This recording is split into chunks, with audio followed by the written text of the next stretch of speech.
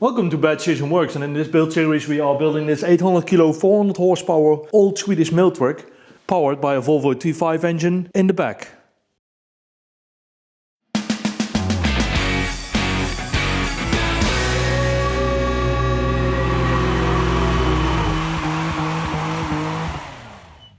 So we are in the car. It's been a long time since we've done anything like outside the workshop.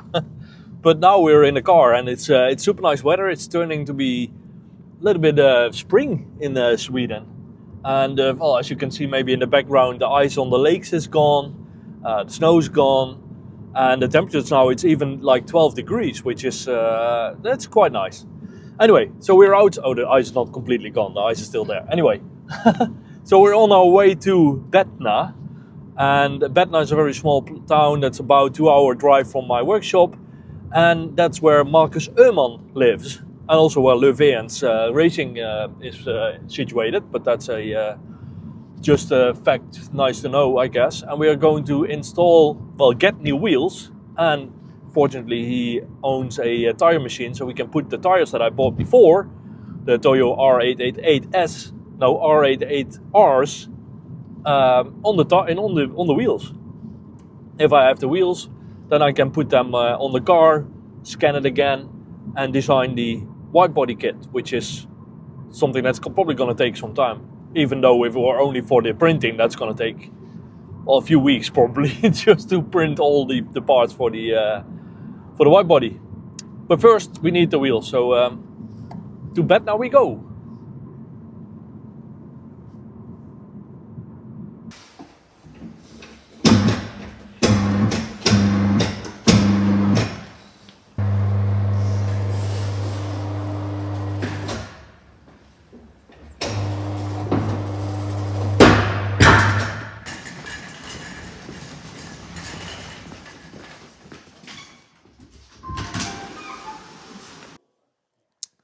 Okay, so we are here in Bettna now with Marcus. Marcus, hey, you're a veteran street rig runner, right? Well, at least 2 years I've been running this. Yeah. Like a little childhood dream to me. Tell me a little bit about your car. Well, it's a usual 945 family wagon. On the first look, but under here we have a... Yeah, it's a little bit of a sleeper, right? In the outside it has a little bit of stickers and nice wheels, but it's not very outstanding in that way. The stickers are like a thing that students do. So yeah, money short. Yeah. You do some creative stuff to do this. Yeah. But under the hood we have a like 650 horsepower red block. It puts 600 to the tires. Nice. And 650 Newton meters to the tires at 2-bar boost. Okay. But I'm planning to mount dual injectors this year.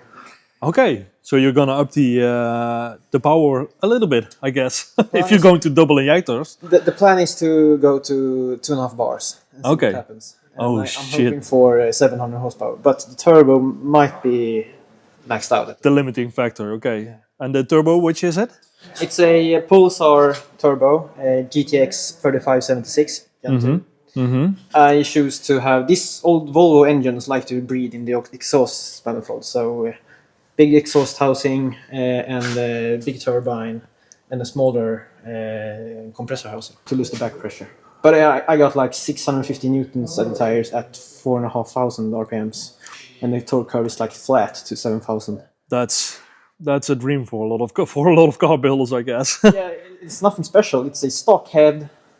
I got some what's it called, forged pistons, forged rods, stock crank, stock block, stock main bolts. Yeah, that's a Redbox life, right? Yeah, but I got some reground like folk race cams. Okay. So the cams are a little bit pointier. And but it's the stock hydraulic pushers. And the gearbox wise? Last year we have the old gearbox sitting here. It was a 6-speed rewelded BMW gearbox and a clutch package. Oh, it's this. What's the number again? The BMW ZF6 blah blah something. 35 D7 DC. It's the small one. Yeah, that one. Yeah. Okay. Cool. Never had an issue. No. Had to do some like creative clutch work stuff. because they're quite cramped in the bell housing. And upgraded throat barrier. But Chinese copy 765. Nice. And the bakaxdelar tendency modular flywheel, because that's good when you want to slip the clutch or the drag strip. Okay. Change the wearing surface. Okay. Oh yeah, you just only that's smart. I've never seen that actually. It's pretty trick. Now I cranked the bolts down, but yeah, it's just a surface, so it's a separate plate.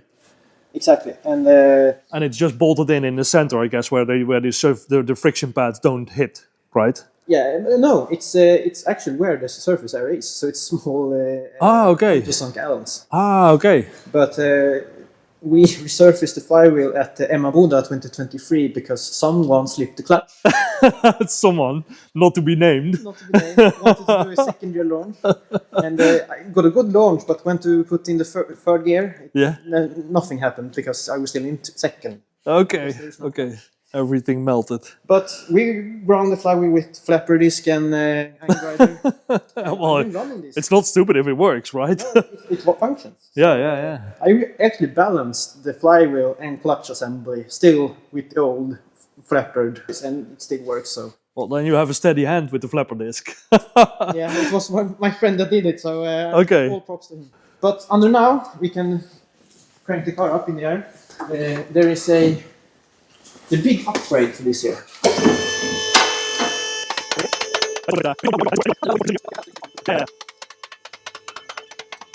Suspension's also stock.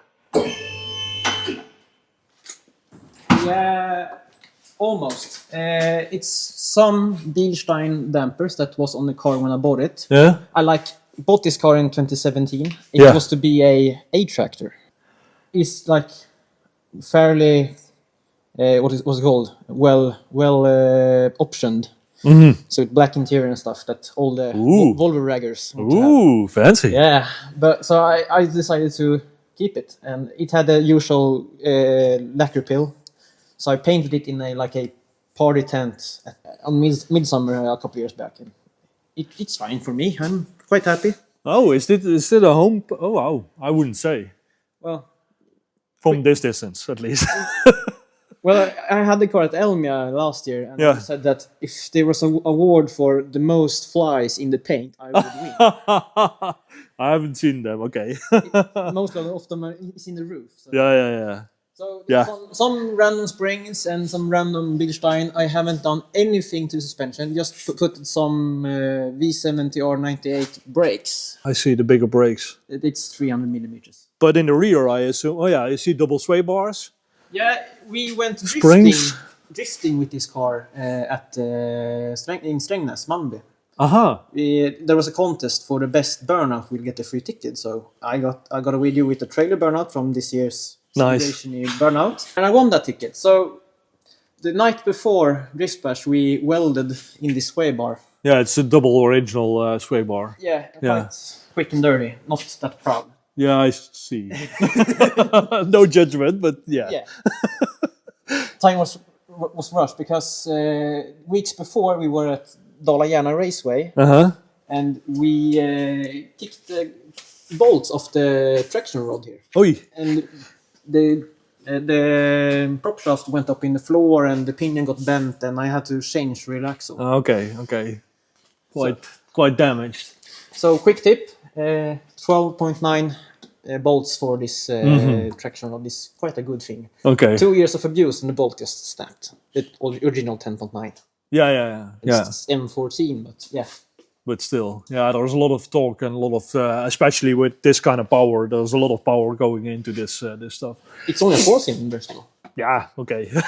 But this like torque arm does that. It lifts the whole rear of the car and pushes the tires down. So in this class I'm running Pro Touring, you have to have 17 inches in wheel dimension. Yeah, minimal 17 inch. Yeah. So I got some radials, and to make them work, I adjust this so the whole car lifts up in the start. Yeah. And pushes the anti-squat, it's called, right? Yeah. And, as usual, some random spring from KL Racing, and I got me some hand-me-down Volvo Rally Cup the dampers. I want to have double adjustable sometime. Yeah, proper, because suspension makes a big difference in drag racing. I learned that already. Yeah, but we went 1084 in the quarter, so it's the magic 10-second car. Nice. Can be proud of that. Yeah. And behind this white cover, is there anything special there? It's a torsion differential. It's waiting for having some upgraded drive shafts. These are from a Ford 88. Yeah, this looks very, very beefy. Because last year at the last event at Kjula, through 4 pairs of drive shafts, we're getting the 60 foot down to 1.6. And mind you, I changed the second before the 60 foot ends. So it's like first and quickly into second. If you tune it down to 1.6, the shafts break after 2 starters. So, but these 8.8. So you're also going to run it an Ford 8.8, or is it? Or you're going to make this fit in this axle? You change the torsion gears to accept 30 splines instead of 27, and it's the same wheel bearing as a Volvo. Ah, okay. So you just bolt on, but you change. And the length. The length is. It's adjustable, so to say. Oh, it has super long splines. Yeah. Well, adjustable, yeah. Just adjustable. Adjustable with an angle grinder. Nice. That's the most. But you have to change the bolt pattern. So that's been my dilemma. Because if you see, I've used the whole wheel well on this car. So my other slicks are 275. And it touches on the inside and it touches on the outside. You see the paint is rubbing away. Yeah, but you just said that the paint is not your proudest thing. So the paint you can... It's a discard, so to say, right? Well, it's a 10-footer, so it looks good for my... I get that. It's a fun street car. If I can go to ICA and buy some milk, I will do that. So that's why I got big mufflers on it. I'm going to do some, what's it called? In Sweden we have ombytt fordon, modified vehicle inspection. So I have done all the steps to do a modified vehicle. So it will be... fully street legal. Yeah, that's cool. That's cool.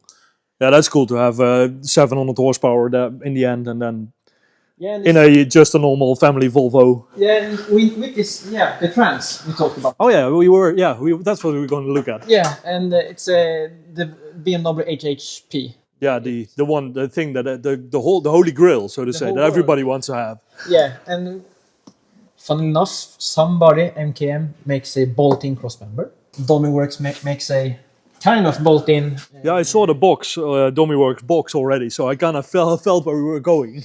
So yeah, you have to modify just to get to the torque converter bolts, and then I complicated things up with this 240 Group A pan.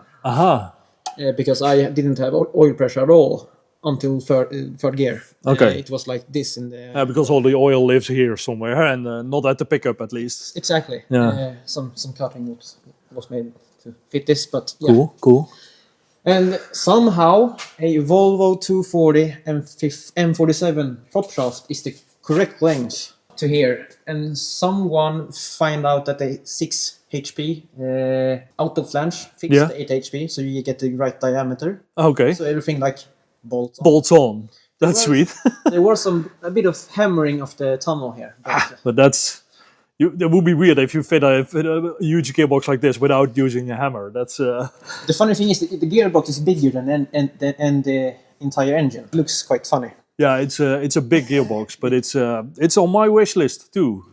This has cost, let's say, 4,000 euros. Yeah, I know it's expensive. Yeah. Well, not the gearbox itself. The gearbox itself is like 1,500. Yeah, it's like that, but it's like the adapter and all the stuff that comes with it to make it work. That's the cooler lines, cooler goes up in prices, and 240 stuff. Yeah, I've driven around entire Sweden to just get this prop shaft. Are they really that rare these days? 240 stuff is hard to get. But you know how much 240 stuff I threw away before moving to Sweden, just because it took up too much space. And well it's 240 stuff, but now that's my issue for this is the final iteration of this car. My next build is a T6 232. So my plan is to win the Pro Touring class some point. Oh, that's ambitious. Yeah, it is, but in the 242. That's cool. because the rules are that you have like stock suspension and 17-inch tires and etc. So the 240 has like 4-link. Yeah, it has the proper setup-ish. From factory-ish. And luckily enough, it only says that your frame rails have to be stock. And the front end could be tubular, so dodge that one. But yeah. Even the T6 engines are hard to come by in Sweden. So my friend here, we did some collaboration. So he bought a kit with a empty block and stuff. And I bought a whole 960 engine only for the water pipes and the sump. Yeah, that's what everybody wants to have. So I reckon I will change everything. Just I want the crank and block. Yeah. So I had another friend that had a T6 bottom end. So we did some swapping, and so it's like it's gonna be a hybrid of 2.8 S80 T6 block, 960 pan, 3 liter reground cams, and a 2.5 head. The Honda guys put some sugar, and then they epoxy fill like the first 10 millimeters or something. So Okay. it's close take. Yeah, then you get And people But doesn't that melt like epoxy? Someone uses epoxy, and someone uses JB Weld. Yeah, or the high temp stuff, or there's different. It's different stuff that you can get for that. But it's I get it. So I will try that in that engine. I hope it will work. It must do something. Yeah. Worst case, you destroy an engine, right? Yeah, and like last year I destroyed 3 engines. There's a got to be rush and something. Long story. Already at 20 minutes, so let's keep it a little bit shorter. But it's good to see the car you're building on. That's really nice, and you're in the same class as I will be running with Torven if I get everything finished and done and don't die in the process. Yeah, that's good. But as you know, street racing, drag racing is new for me. Do you have any, as a experienced veteran, do you have any tips for people like me driving first time a drag and drive event? Should you have cup holders in the car? Is that important, maybe? The first year we melted the clutch. Yeah. And then we were late, so we went by small country roads and everything was closed. So food, and we wanted Red Bull beer, something to eat. So we drove like 200 kilometers and got to Kristianstad. And there was a Circle K, night open. So we ran to the door and knocked on the door. Can you please let us in? This night window. No, we want in and buy some. Just give me food, yeah. Desperate. So last year we had a cooler with some bread and potato salad and stuff. Yeah, just the basic stuff. For if you run late, and you at least have something to put in your belly. And you're always running late. Okay. So it's not if, it's just when, or as soon as. Yeah, okay, I get it. There will always be something that you forgot at home, you break something, or you have a friend that needs help, or... Oh, that's probably also... I considered like my own car breaking, and my thinking at least is like I keep everything stock. So it's stock T5, stock gearbox, stock everything, except for all the stuff around it. But it should be, in that way, it should be quite safe to survive because it's just a regular T5 engine with a very much lighter... I don't know, but it's... Everything breaks. Okay, that's comforting. Thanks. Okay.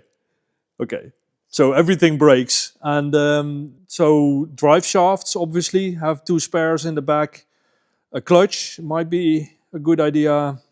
Well, it depends how you plan to race. I will... Carefully. Well, not probably. Some heavy-duty clutch. If you have a stock clutch now, it will be on the borderline of living. I have no idea actually what kind of clutch is in my gearbox. So, but I have to take it apart anyways for the diff. So it's gonna be not a surprise soon. So me and my co-driver, we remove the handbrake. So a drive shaft swap in this car takes 10-15 minutes. That's easy. So yeah. Yeah. But now with this 4881, I don't have a spare. So I hope... Yeah, they're kind of hard to get by, I think, right? Well, in Sweden, a lot of American cars, but still. They are in stock at the Volvo dealer, but they cost money. Yeah. Like a stock one you can find around the corner. Yeah. Yeah, it's the life. Yeah, I know. I get it. Do you want to have a look at the T5 car? Yes, you can have a test drive. that's all. That's always nice. So, Marcus, we're outside with your daily driver, right? Yeah, in summer I tend to want to drive something cool. This car is my first car. I bought it empty shell for 150 euros. Oh wow! When I was 16. Then I put all the stuff in, interior, wiring, and well, yeah, it's a T5, but this is also like a mismatch. So we use the 960 stuff, the pan and stuff, and it's a Facebook Marketplace bargain. The newer T5 from V70 2007. It's a NA head. Now it's a 91 turbo bottom end with H-beams. It got some extra valve clearance because it was cheap because of a cam belt breakdown. So the valves hit the pistons. Throw that head away and just put a NA head on. So we do the normal stuff. I learned my lesson. So it's got a Polo, Volkswagen Polo coils. So the ignition shouldn't be a problem now. And that was why the old engine broke. It couldn't ignite all the ethanol. This time I already ignited and burner. Okay. Oh, you're running E85. It's the best fuel. Also Pulsar turbo. This one is a mishmash. I bought a turbo with an adapter for a S15 turbo. And then like I have all this stuff. So I put a 3071 when that turbo broke, because that turbo I had to rebuild on my workbench. That's unfortunate. But so this makes almost two bar boost and 600 Newton meters at the tires at like 4,000 RPM and 421 horsepower at the wheels. That should be enough for a daily driver. Well, get you to the shop at least. Nice. Looking good.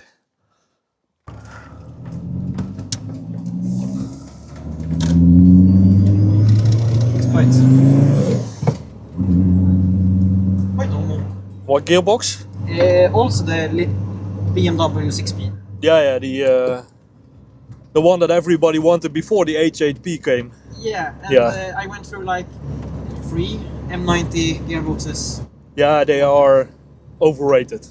Well, they work as still you don't like karate shop shifts. Yeah, sure. So like we have anti-lag there. It needs to go to some temp. Let me turn off the. No, I turned off the noise cancelling, so it doesn't cancel that noise. Exactly.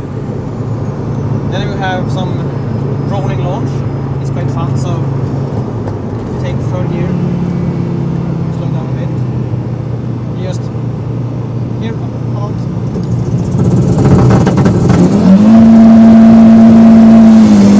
Fy fan! That's cool. And I think we blown a charge pipe.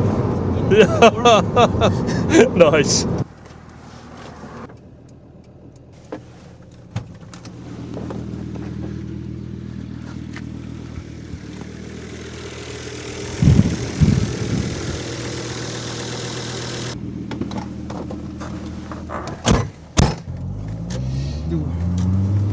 But now it's not up to temp at least. Yes. So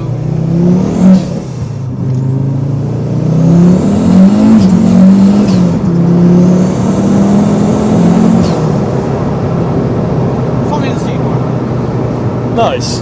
Just within the speed limits. Yeah, kinda. Nice.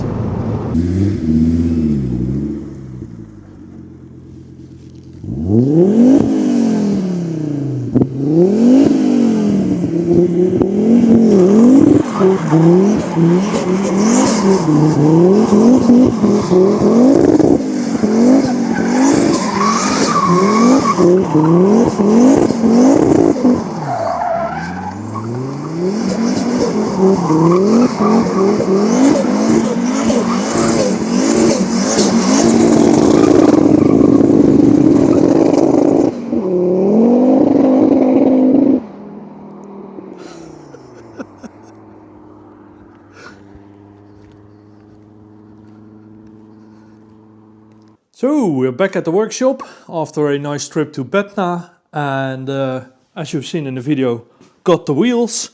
This is the Ferrari wheels that will be the road wheels, like in between the stages and for hooning and whatever, and this will be the drag race tires, the serious things.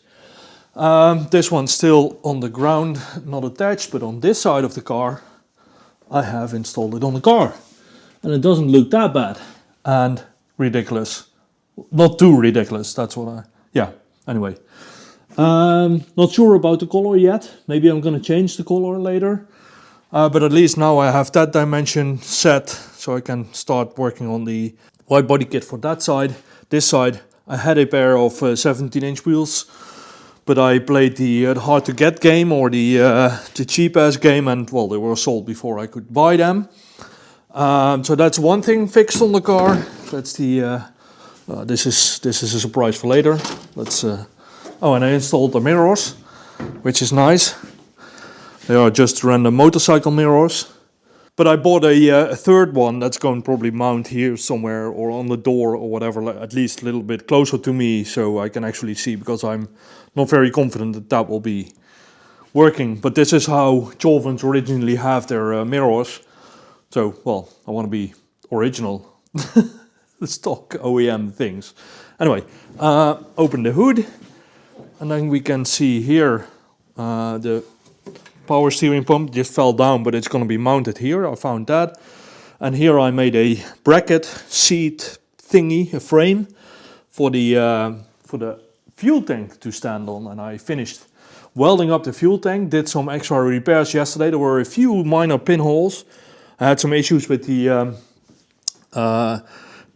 argon feed on my aluminum machine. This is the non-aluminum machine, the DC only, and this is AC/DC. AC/DC. Yeah, so, well, now the thing is fixed. I have to do a second leak test. Made a temporary seal or temporary plate for here that goes in, and installed all the bolts, and they are just nuts on the inside, but that's way too hard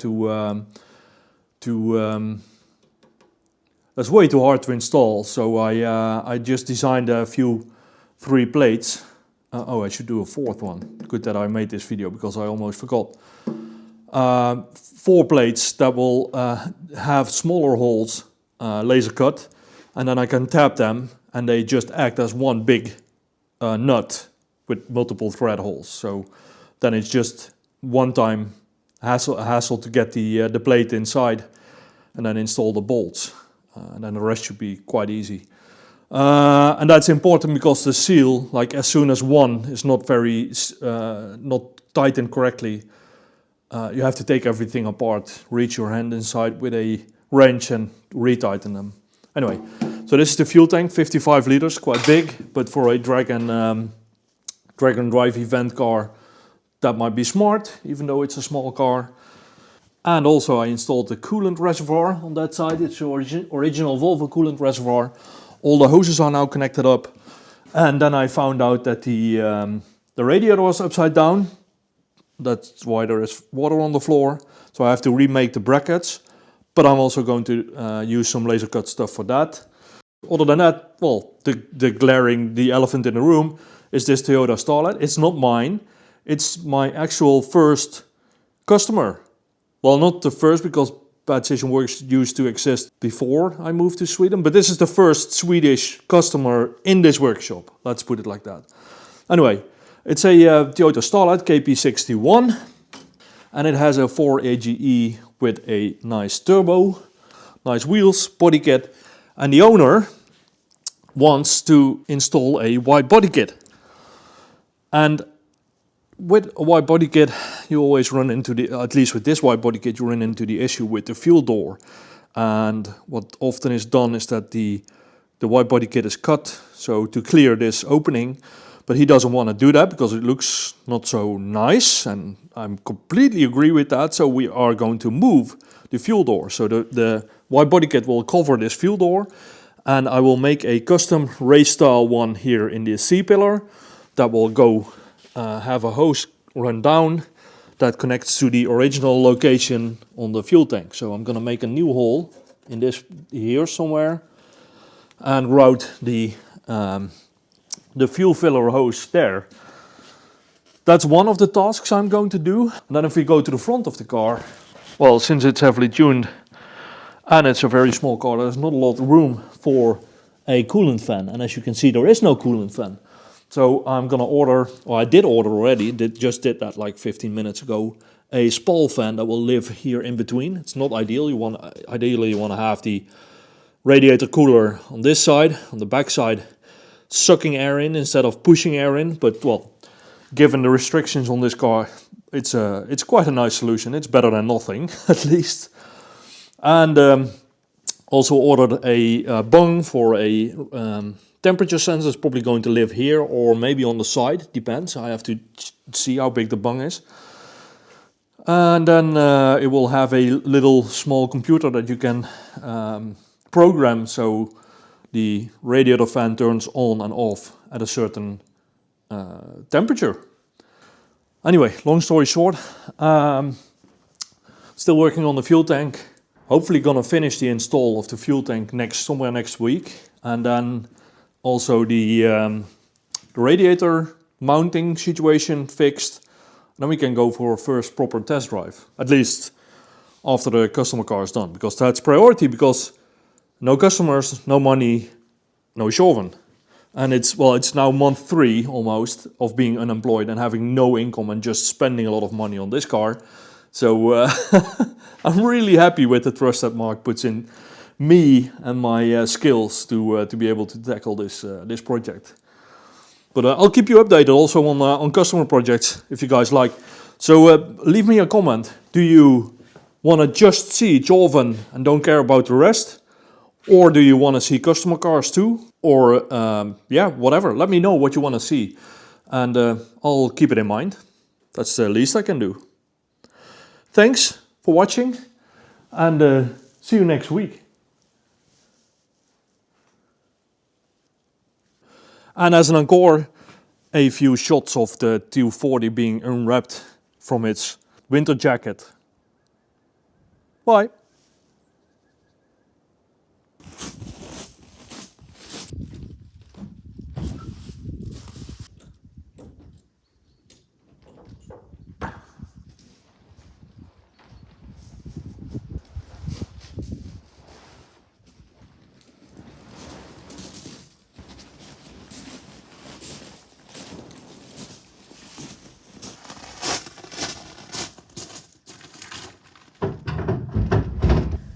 How about now?